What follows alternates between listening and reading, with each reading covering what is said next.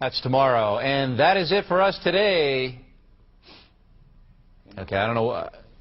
Whatever it is, it's not right on the teleprompter. I don't know what that is. I've never seen that. No, there it is. We are going to do Sting, yeah. Okay, but yeah, I can't read it. There's no words on it. Okay. Ready? Sure. There's no words there. To play us out. What does that mean? To play us out. Sting is going to do. It's a video. Sting video. What is for credits? I don't know what that means. To play us out. What does that mean? To end the show? Yeah. Yeah. All right, go. In 5, 4, 3. That's tomorrow, and that is it. Okay. In 5, 4, 3. That's tomorrow, and that is it for us today. And we will leave you with a. I can't do it. Okay. We'll do it live. Okay. No. We'll do it live. Fuck it. Do it live. I'll write it, and we'll do it live. Right. Fucking thing sucks. In 5, 4, 3. That's tomorrow, and that is it for us today. I'm Bill O'Reilly. Thanks again for watching. We'll leave you with Sting and a cut off his new album. Take it away.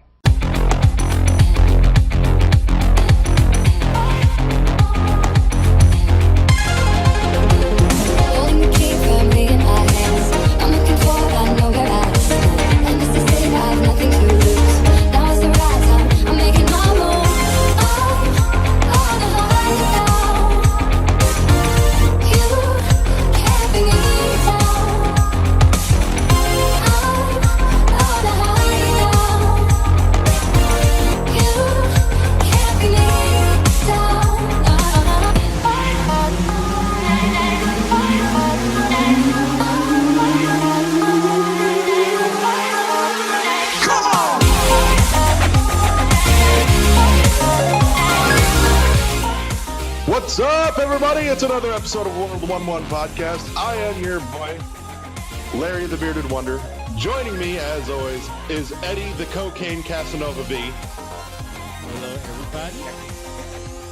Oh, so it's another week, and we're back doing it again.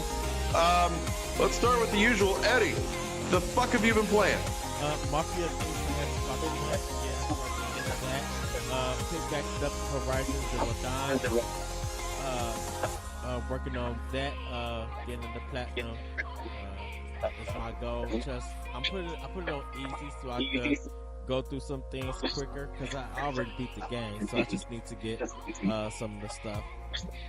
Last but not least, played like an hour and a half of Dead Cells. Actually got to the first like big boss after you leave the prison, like kind of like after you leave the prison.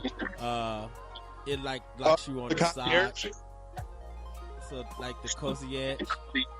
Yeah, the concierge. Yeah. So I got to him. I almost beat him, but ended up dying. So, but that's as far as I got. Been playing like over and over, trying to find out my best weapons and everything, the tactics. What way are you leaning so far? I'm curious. As in what, liking it or not liking it? As far as like what kind of build you're working, are you leaning brutality, tactics, survival? I'm not leaning actually to anything just yet. Okay, still working it out. Because I treat it almost as an RPG. Like in a sense, I kind of do if I can like get 3 survivors. And 3 brutality, like kind of going back and forth between those two. I don't do nothing with the purple one just yet. So okay, I'm trying to go back and forth. Like, okay, if I need health, I do survival. Then I'll put some more health on me. But I'm just like, if I feel like I'm good with health, then I'll do my brutality and get that up. But that's pretty much what I've been playing. Really enjoying the game. Haven't picked it up in a bit because I was playing it so much Sunday and just didn't have time to pick it up just yet to play it. But I will probably be picking it up like a little bit later, and going through some runs of that game too. But I'm really enjoying it. Really loving that game. Good. So I've been playing a lot of the same. Honestly, I've been playing mostly exclusively Dead Cells now that the full version is out. I stepped away from it on my PC a few months ago just because I knew it was coming to Switch, and I didn't want to sink any more progress into my PC version, knowing that I would end up having to redo it all on my Switch. And I gotta say, from just a couple months ago to the final build that's out now, there's some significant changes that I really, really like. One of the big ones is the Forge character. Mm-hmm. I really, really dig that. Being able to retweak the perks and stats on your weapons is awesome. I think there's a just perfect balance of randomization to it and cost risk reward ratio. I'm also really liking something that was not in the game last I played it on PC, and that's like just some of the flavor and story elements. Those to me as of the final build here, and I really, really dig it. There's some new stuff in there too, where you can find some secret rooms that sometimes they don't have a damn thing, and sometimes they've got some extra goodies. And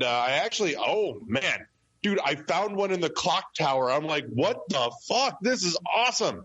I found a room in the clock tower that had a bonfire in it. And I clicked on it, and he sits down at the bonfire for a rest, and then he makes a comment. So it feels like something changed, and then I go back to the door to the way I came in. I can finish making my way through the clock tower. And suddenly there's now a couple of enemies there that weren't there before. And I go to knock them out. And instead of spilling, like a handful of gold, they're dropping like 15, 20 cells a piece. I'm like, yeah, jackpot. Dang. So I exited the clock tower. I started the clock tower with no cells on me and exited the clock tower with over 100. So, Crap. Yeah, it was meaty. I'm like, awesome. Plus the bonfire is a nice little homage to Dark Souls, as well as when you get to it, if you pay attention in High Peak Castle, there are pictures and like paintings on the walls and frames, and one of them is of Solaire doing the praise the sun motion. Wow, it's awesome. There's some really cool little Easter eggs in there. I ran into. Have you gotten to check out the electric whip yet? I think that's like one of the first items that like dropped from. Yeah, so I found a legendary version of the electric whip that was actually named something to the effect of like the Belmonte or something. Uh-huh. I'm like, nice Castlevania throw. Yeah, I actually like the whip is kind of like my weapon of choice. The whip's solid. The whip is probably about as close to a melee weapon as I usually go. I found for me personally, I do really well with the tactics build. I love the bow and arrows. I like my range stuff in particular. Excuse me. The repeater crossbow. The quick bow worked really, really well for me, and I love some of the traps. I especially lean into the sinew slicers and the double crossbow-matics. Those have been awesome. I've played enough that I managed to get my entire plus modification filled out with the post-boss collector. So now all of my weapons and traps and items and powers that drop are all at least plus modified. I usually do the bombs, like the big fire bombs. Oh, yeah, those are my weapon of choice. I was there's a fire one. Like it's like kind of like in a circle almost.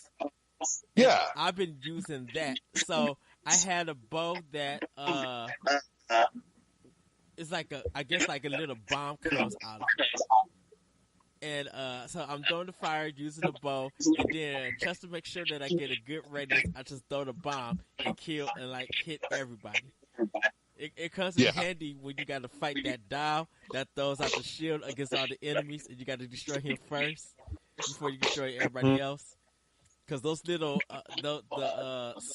sword arm enemies who can just flash to wherever you at if you attack them, they get on my last nerve.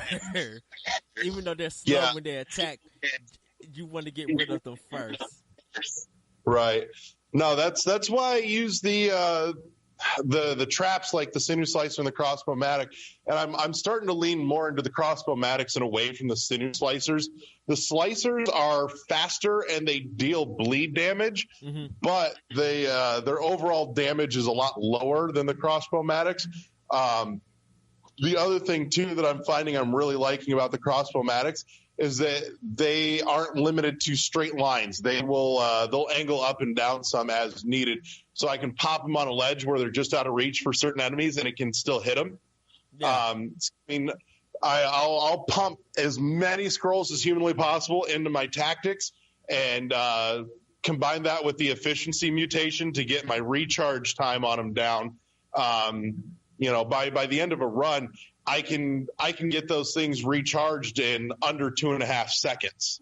Nice. And I can sit there, pop them out real quick, drop down just below a platform where I'm out of reach, and let them clear out the area, and then go back in and just clean up the mess and wash, rinse, repeat. Following that same structure, I can take out like the concierge and the timekeeper in under 30 seconds apiece. Nice. I've got a clip shared of me knocking out the concierge in under 30 seconds flat. Remind me later. I will share it with you. It's awesome. Okay. I just drop the crossbow-matics, have them all pumped up, and let them just go to town. Well, I think I had number 2 of that because I was dropping them when I was finding the boss. Okay. So, because mine was just like I threw a bomb, it hit everywhere, but also I was able to like throw the fire on this weapon that when you throw it on the ground, it just stays on it, lighting up, so it covers the big base area. Whenever he walks, he gets on fire, while the crossbows like shooting him and stuff. Right. I've also learned too from going from the early access build on PC to a fresh start on the Switch now. I'm not just pumping my cells into every blueprint that I get. I'm being extremely selective because this way I can limit the amount of stuff that it can drop for me, and I've got a much higher likelihood of getting the things that I want and that I need to make my runs successful. So I'm pumping my cells into like my baseline stuff, like recycling, my gold retention, my health flask, things like that. Yeah. I'll pump it mutations, and then I will pump the rest into the plus modifiers. So I actually had one run where I managed to get both of my weapons and both of my traps all legendaries. Well, this is what I wonder. When you unlock a weapon, and let's say you die, you got to start from the beginning. It's in those jars. You can never get them. They should show what you have, correct? Right. So what's in those jars are the things that you've successfully unlocked, and at that point, they then go into they come into the rotation for things that can be randomly dropped into your run.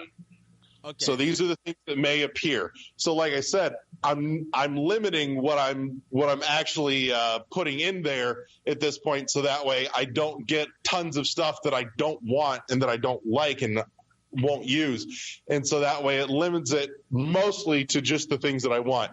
It'll still random in a couple of things outside of that because I've got so few unlocked. that it's trying to force me to mix it up a little. Mm-hmm. But for the most part, I can usually get exactly what I'm after now because I've learned better. And what I'll end up doing is I'll probably end up starting a second save file where I start unlocking everything to fill all the jars. Just to say that. So, but yeah, no, I'm really, really digging. I'm super impressed with the final build. Like I said, I love some of the humor that they slipped in, like in between stages there by the mutations guy. Mm-hmm. When you look at the pilot corpse, he's like, wow, these all kind of look like me. Oh, never mind. You know, it's little shit like that. The fact that they make fun of the fact that you're dying over and over again, but just keep coming back to life. They've done such a great job. Also, awesome shout out to Signature Edition Games for a beautiful package on the Dead Cells hard copy from Signature. We've got an unboxing video of that up on the YouTube channel. I'll drop a link to that in the description so you can check that out. But man, it's at this point, second best physical edition I've picked up for my Switch. The only one that tops it at this point is Octopath, just because of how much awesome shit they put into Octopath. Shoot, they threw so much unexpected. You like, dang. Yeah. But man, I'm really finding too, I am loving the music all over again. Like that double disc soundtrack in the Signature Edition, man, awesome. I think collector's editions for Switch is becoming more valuable than anything else. So, like, of course, you know, we all look at limited run games and how their collector's editions are sold out like in 2 seconds and stuff. And that will hold more value over a Call of Duty or Battlefield collection, even a God of War collection, because even though they have like pre-orders for that, from a collector's edition from limited run games and all these other stores that do it, they're gone within 2 minutes. Oh yeah, no, I mean they're going out real quick. Which reminds me, I've got something to share on limited run in the news section in the back half of the show. So don't let me forget. Okay. But no, that's most of what I've been playing. I take it back. I have fiddled around again with Shape of the World a little bit. Mm-hmm. I haven't gone back to Hollow Knight yet, just because I'm so thoroughly engrossed in Dead Cells right now. I think I need to burn myself out on Dead Cells before I'm ready to go back to Hollow Knight with the new Godmaster DLC. But I am looking forward to getting to the point where I'm ready to bust back into that now that game is content complete. Nice. So, which there is another tidbit related to both Dead Cells and Hollow Knight for the news section as well. So we'll make sure we hit that too. But no, that's most of what I've been playing. I need to get back to Flint Hook, especially now that my limited run copy of Flint Hook arrived in the mail yesterday as well, actually. So, but it's coming. Other than that, no, I think that pretty much covers it. So, that being said, here's a perfect good place to say break, and we're back with news. So I wanted to. Let's start with the heavy subject here. That way we don't have to end on it. This past weekend saw tragedy in Jacksonville, Florida, at a Madden NFL tournament. At this point, I refuse to say the gunman's name to give him any more notoriety than anywhere else is already giving him. I think he's a scum human being that I hope rots in obscurity somewhere, long dead and forgotten. But the speculation or the word is, and I still have not been able to track down confirmation, was that the gunman had himself been playing in the tournament and lost earlier in the day, and then proceeded to open fire on those that were still there and playing. I've seen a few conflicting reports as far as how many dead. Two are I will dead. say, what is it? They confirmed that 2 were dead. Okay. So, and I think I saw somewhere between 9 and 11 injured and sent to the hospital. Last I heard, were in stable condition though. So, but it's dumb. It's stupid. I'm a little irked because I'm already seeing some people coming out talking about how, it raging against media, going, video games promote violence and this is the kind of shit that happens. Like, It's even worse than that. Well, and the thing is frankly, the only places that I'm seeing talking about that connection, not that it exists, but that are even spinning it, are the games media saying, protect and defend our industry. And meanwhile, I'm kind of skimming through news channels and news feeds, and I don't see anybody else talking about it. It's a thing, and that's where it happened. I think that depends on where you decide to go, because I haven't seen anything like that on IGN. I haven't seen anything like that on Destructoid, Nintendo Life. Like, I haven't seen any of that kind of talk. I've mostly been...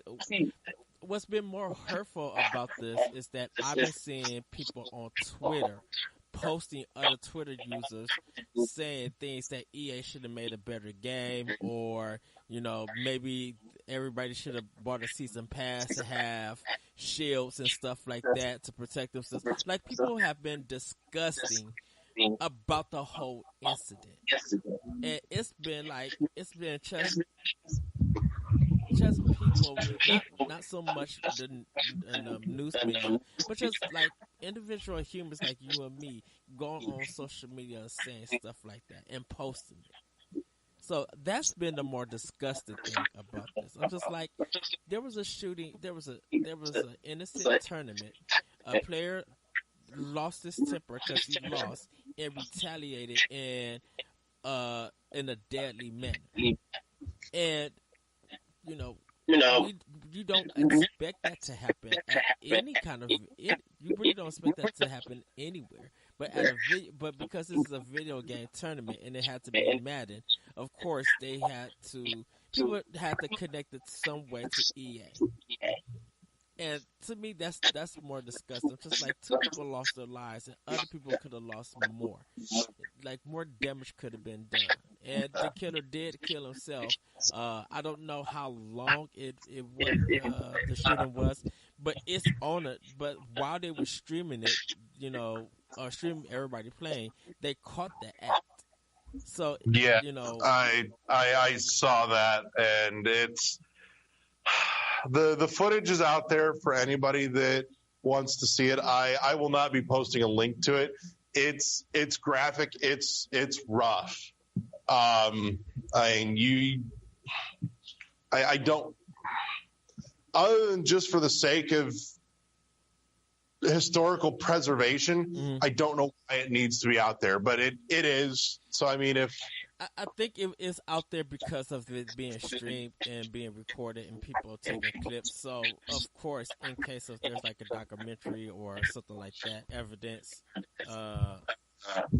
there's evidence to show that. When you have this kind of thing, for me personally, if you have that kind of thing, turn it over to the police, and that's as far as it needs to go. I think the police do have social media, YouTube, and the like.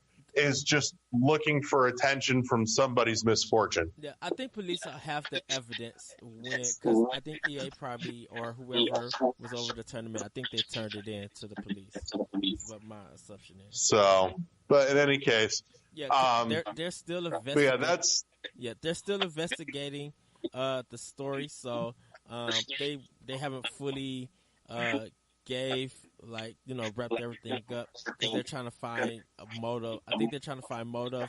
They want to see if he bought the gun or if he had the gun, like how he acquired it and stuff like that. So they're still doing investigations with that. So, right. I seen your But eye. I think that's where we'll leave that, because I don't know if there's anything more that needs to be said at this point that hasn't already been said elsewhere or here. But moving on into more chipper news. I mentioned there's some news from Limited Run Games. As announced from their E3 press conference, they, here in just a couple of days, open pre-orders for the Limited Run Games Switch port of Dust and Elysian Tale is going live. Like I said, these are open pre-orders. This is not limited to, 2,000, 10,000, whatever worldwide. As long as you get your pre-order in by the close date, you've got a copy coming to you. And if I remember right, I believe you're looking $30. And what makes this unique here or stand out is that Limited Run Games isn't just, publishing the hard copy. They're actually doing the port work. So that's kind of a standout here, and I'm really excited to see. I genuinely hope they have tremendous success with this, and that we see them tackle some more like this. Dust is a phenomenal game. It absolutely deserves a second playthrough for anyone that's already played it, and if you've not gotten to yet, this is your opportunity to jump on and see what it's all about. It is a gorgeous game. I loved the voice acting. I loved the writing. The gameplay is spectacular. It's solid from front to back. Absolutely worth your dollars. But yeah, that's going up, and I will drop a link to that in the show description as well, so you guys can mark your calendars and get your pre-orders in. So you've got time, but don't sit on it. As soon as you can, get that pre-order in, lock it down, make it yours. Yeah, I don't know what's in it. I'm assuming it's just the case and the cartridge, like the case in the game. Case, cartridge, and I'm betting Limited Run usually puts in at least a manual or a mini art book. Okay. Because I know I got a hook in the mail just yesterday, like I said, and it's case, cartridge, and little mini art book that fits right where the instruction manual goes. I know I have it on PS3, so I gotta see how things are looking. If I could order a copy, I'm gonna try. If not, I'll definitely gonna buy the game when it comes to Switch, the digital version. Because like you said, it is good, it is fun to play, and I haven't beat it yet on PS3. And I didn't either, so I'm looking forward to the opportunity to sit down with it again on a more convenient console, and finally play through it front to back. I will say I'm finding I'm finishing more games here on my Switch than I was on other platforms, just because of that convenience factor. It's easy for me to get more time in when I'm not tethered to a TV, and I'm really enjoying that fact. So. But in any case, anything else you want to hit on there, or do you want to jump forward? Because I know you've got one or two things you wanted to hit on. We could jump forward. Dotemu, or Dotemu, I don't know how to say their name, but they announced on Monday Streets of Rage 4 is coming. We do not have any platforms or release date. We do know that Axel and Blaze is in the game. It looks like you'll be finding some historic figure with magical powers. The art style is very different. It's very up to date, so it's not sprite based. Yuri Kano, I think is his name, that did the Streets of Rage soundtracks in the past day. Nothing has been officially announced, but people are thinking that he's working on the music for this game. You can go see the trailer that comes out. My problem that I have with it is that I don't want rock music to be in this game. Streets of Rage is house, dance, trance, techno, soundtrack, beat 'em up kind of game, and I need that to be in part 4. Other than that, it's definitely a must buy. Envy been doing very good working with Sega to remaster these games or making the sequel, like really updating these their past games and releasing them at like indie titles. So shout outs to them, and hopefully we do get a physical copy like next year, and hopefully we get some more characters, because they only show Blaze and Axel, and I'm just like, where the heck is Skate at? Where's the other black representation? Right. So. Yeah, I feel like the right balance of characters is to be one more character to choose than max players in the game. So if it's a 3-player game co-op, there should be 4 characters to choose from. Yes. So that's always kind of been my stance on the subject. And other one that got announced that you wanted to hit on. So Onimusha Warlords is coming to Switch, PlayStation 4, Xbox One, and PC. I think and PC. It's coming out to those 4 platforms. But definitely for me, just it coming out and it being on Switch is a must-have for me. I believe this is the first game from the Onimusha series. I don't know. I am not super familiar with the Onimusha series of games. The only thing that really sticks out in my head from Onimusha is that ridiculously awesome sword controller from the PS2. Oh my goodness, I do not remember that. I have not seen it. Oh my God, look it up, dude. It's maybe like 2.5 feet long replica sword, and it's got like all the buttons and shit on the handle, and it's one of the first dabblings in motion control, because you can sit there and like swing the sword to make your character sword swing in the game. See, it even a stand for it, like a display stand for it and everything. Yeah, see, I don't remember that being announced. Like, I remember seeing the game, but I didn't know they had a controller for it. Oh yeah, it was there. It was a real thing, baby. So interesting.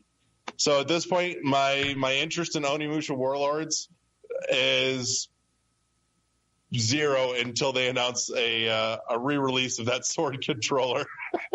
Oh my goodness! Well, you have the Joy-Con, so. But yeah, that's where I'm at on that one. But yeah, no, Onimusha, it's alive and well. It's not dead. That's awesome. We like that. Yeah, and it's a remaster, so they're going to be updating the graphics to make it look HD. They have a trailer out, but I don't know if they're doing like 4K or anything for like Xbox One or anything. Right. So it says the remaster is set to include a visual overhaul with HD graphics. You can switch between widescreen and 4:3 ratio options. There will also be reportedly a screen scroll feature for a widescreen display in which the background scrolls up and down according to your movements, as well as analog stick support, an easy difficulty option available from the start, and a new soundtrack complete with Japanese voiceovers. The game will be available on January 15, 2019 in Europe and North America. With the former only receiving the title as a digital release. So I think we're only getting the game as a digital release. We're not getting physical. That wouldn't surprise me. So don't worry. People will order from Europe or they'll order from Japan. So you know how to get the physical copies from other places. You do it for this game. Yep. So, we'll call it sort of news story, sort of announcement thing I want to hit on here is there's a Facebook group that is near and dear to me and before we go there, sorry, last one, everybody. Okay. The Super Smash Bros. Ultimate Switch Pro controller has been shown, and there is a collection of the sick, actually. Yeah, that's the pre-orders are up on Best Buy. It is $140 at the moment. That is due to change. Also, brand new purple and silver new Nintendo 2DS XL is coming to North America, so you guys can check Nintendo Life to see the picture. It's going to be packed in with Mario Kart 7 installed. It looks really good. It looks like a game. It has that GameCube aesthetic to it, but it does, instead of having that black and silver to it, it's just purple and silver. Oh yeah, no, I actually kind of dig the look on it. I do wish the purple was maybe a little bit deeper color purple or deeper shade of purple, but it looks good. I wonder if it may be the material that they're using. Because if it was a little bit darker, it would have the GameCube purple to it. Yeah. So, yeah, those are a few announcements that have snuck out. The Smash Brothers Special Edition also has a steelbook case in it, by the way. Yeah. So that thing actually looks pretty fucking sick. All black with the fiery Smash logo from the original teaser. Yes. Looks awesome. So, but yeah, but not least, like I said, I want to touch on something that it's near and dear to me personally, and is actually kind of responsible for this show coming into existence in the first place. In an offshoot group from IGN's NVC podcast is called the NVC Video Game Book Club. It's been up and running for several years. Over the last 6 to 12 months, the group's kind of gone silent, kind of gone dormant, and there's been some rumblings and some chatter every once in a while that, hey, what's going on? Can we get this going again? And I spoke with the owners and the admins of the group. And that group has now been turned over into my hands, and we're bringing it back, baby. So voting is open right now for the September game of the month. We've gone through the first round of voting. It's a three round process. We start with voting between home console and handheld. From there, we select a platform from the winning category, and after we find which system we're playing on, we're going to be voting on one of 3 games as selected by the community. And for the month, for that month, we'll be playing through that game, sharing conversation, progress, thoughts, artwork, all kinds of shit on the Facebook group there. And at the end of the game, we will gather up a couple of the most active posters in the group into a once a month, end of the month discussion group podcast on the game of the month. So that's an awesome thing that you guys should totally check out. If you want to search that on Facebook and join in, there's still time to let your voice be heard as we decide on the September game, and that is the NVC Video Game Book Club on Facebook. Come join us. Come play with us. Yeah. Eddie's distracted. I'm sorry, everybody. He's busy voting for what platform we're going to be playing on right now. We'll probably end up playing on Switch. I'm busy. I'm busy because I'm checking to make sure that different announcements that wasn't shown in the Nintendo Direct. I mean, the Nindies showcase that just happened. There's some more stuff pouring out because like Sorcery got announced, but I don't think that wasn't in the showcase. So I was just checking on there. But yeah, the NVC Video Game Book Club. There'll be indies, there'll be Nintendo games. Definitely. Yeah, I mean, what we play is totally up to you guys. It is by the people for the people. Now, I will say this though. It may be hard for some people to play like N64 or GameCube or Super Nintendo games, but if some of those games are on the NES Mini Classics or Super Nintendo Classics, or if you got an original copy, we can play. We'll be able to go that route into playing it. I advise not to do anything that you shouldn't do to get a hold of that copy. But if you do end up missing the game or stuff, at least check out the discussions, and if you want to look at it on YouTube, you can. That'll be up to you. If you cannot get a copy of that game to play, because we want to include everybody. We don't want to have people just voting on the system that majority of the group members don't have. That might... If it's not a game that's widely available, it's probably not going to get voted in because you're likely going to be voting for games that you can play. Yes. So it's a way to make sure that there's power to the people in the decision making there. So. And if the game of the month isn't your cup of tea, that's all right. You can still at least enjoy the chatter, the conversation, and then make sure you vote for next month's. Yes, and to let everybody know, we would like to mix it up. So if we continue just to do console, we may have to switch it to handheld automatically and put some games on there. There's process in place, so whenever a system is picked, it's dropped out of the rotation for voting until we've gone through everything, at which point all the stuff is put back in. So you'll never have, 2 months of Switch in a row unless, Switch is the last one chosen and then the first one for the next full rotation. Yeah. So, if we get through all the consoles and all that's left is handheld, then straight to handheld we go. Yes. But that's if... you guys. But we will be playing on. We'll be playing on a little bit of everything. Yes, and that's if we are able to get to those games, because we don't want people to be like, well, what about the Famicom system? Well, a lot of people here in America don't own the Famicom, so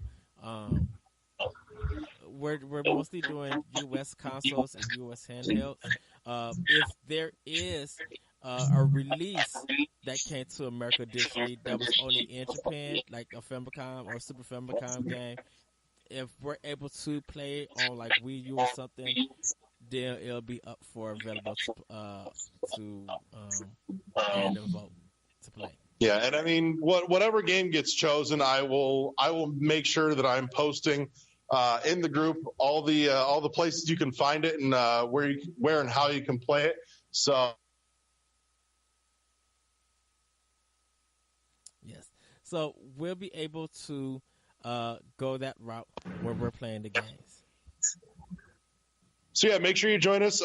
Again, like I said, we're wiping the slate clean on any of the previous games just because of how long the group's been dormant. So everything is on the table.